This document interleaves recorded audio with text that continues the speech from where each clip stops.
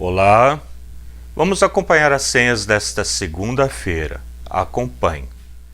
As senhas do Antigo Testamento encontramos no profeta Isaías, capítulo 65, versículo 1. Eu estava pronto para atender o meu povo, mas eles não pediram a minha ajuda. Estava pronto para ser achado, mas eles não me procuraram.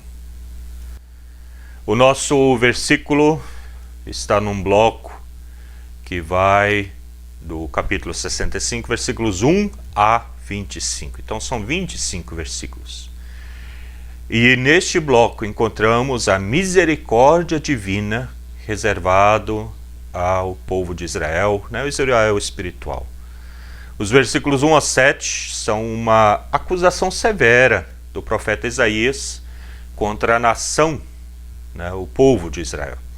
O profeta os acusa de serem hipócritas, pois o povo de Israel professa, fala que é um povo santo e justo, versículo 5 fala isso, mas continua fazendo coisas muito feias, coisas execráveis e abominações, essas palavras aparecem lá, que aprenderam com aqueles que não defendem o Deus Todo-Poderoso, o povo pagão. E aqui entra o nosso versículo 1. Onde há uma declaração direta do profeta, há um anúncio da palavra de Deus dizendo que o povo de Israel não procurou a Deus. Deus estava pronto, mas o povo não o procurou. Com isso conseguimos entender, neste nosso primeiro versículo do profeta Isaías, capítulo 65, versículo 1, eu estava pronto para atender o meu povo, mas eles não pediram a minha ajuda.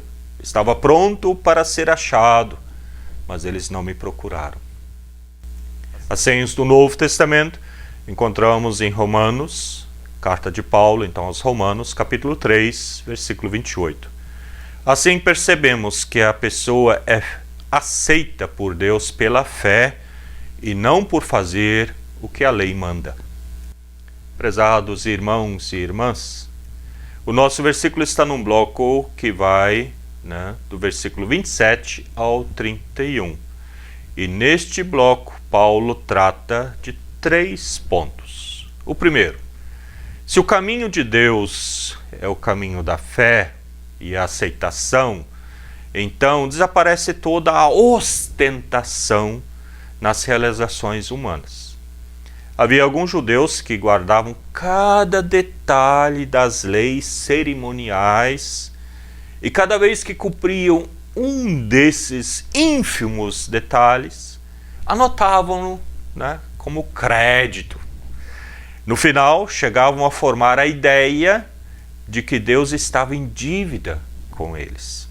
A posição de Paulo é que toda pessoa é pecadora, que ninguém poderia jamais achar-se a uma justa relação com Deus por seus próprios esforços, que toda pessoa está em dívida com Deus, que deixa de existir todo fundamento para a própria satisfação e ostentação, querer se mostrar.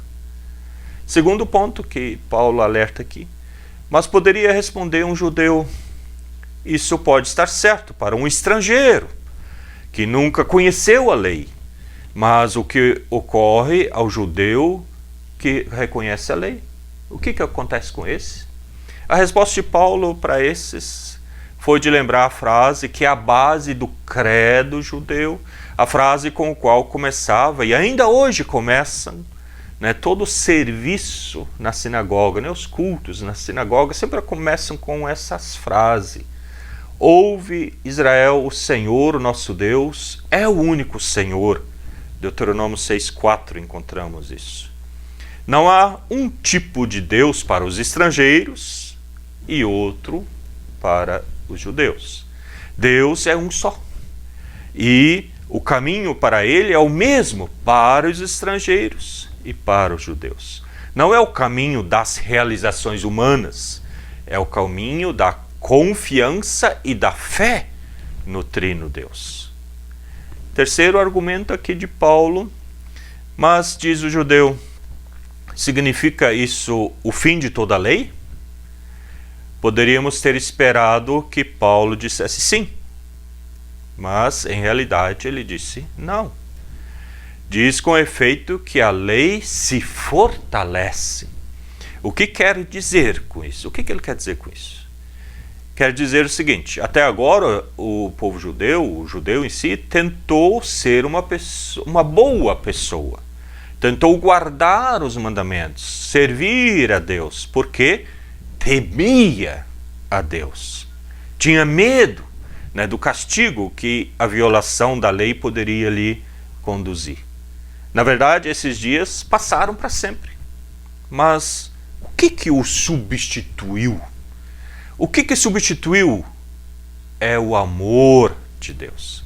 Agora o ser humano deve buscar ser bom, deve buscar cumprir as leis de Deus, não porque tenha medo do castigo de Deus, mas sim porque sente que, de algum modo, com sua última gota de energia, deve esforçar-se para merecer este surpreendente amor. Esforçar-se por bondade, não porque tema a Deus, mas sim porque Ele o ama. Muitas vezes uma pessoa é tentada a fazer coisas incorretas, mas não a faz. E a que isso se deve? Não é tanto porque respeita a lei, não se preocuparia muito se fosse multado ou inclusive posto em prisão. Não, é a lei do medo. Não é a lei do medo, mas é a lei do amor. O que mantém esta pessoa, né, no caminho certo e também a fazer o que é certo, o bem. Assim deve ser entre nós e Deus. Nós estamos livres para sempre do medo de Deus, mas esta não é uma razão para que façamos algo que não fecha com a vontade de Deus. Nunca podemos voltar a fazer algo porque agora estamos sentenciados para sempre a ser bondosos ou bondosas pela lei do amor. E esta lei do amor é uma lei muito mais forte do que pode chegar a ser a lei do medo. O que nos move como pessoa cristã é a fé no Altíssimo Deus. E a fé faz-nos obedecer às leis, né, obedecer os mandamentos, né, e este amor que nos move, não o medo. Pensemos nisso. Amém.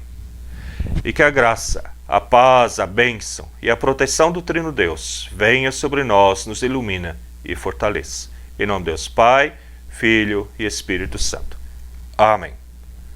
Tchau, tchau e até a próxima.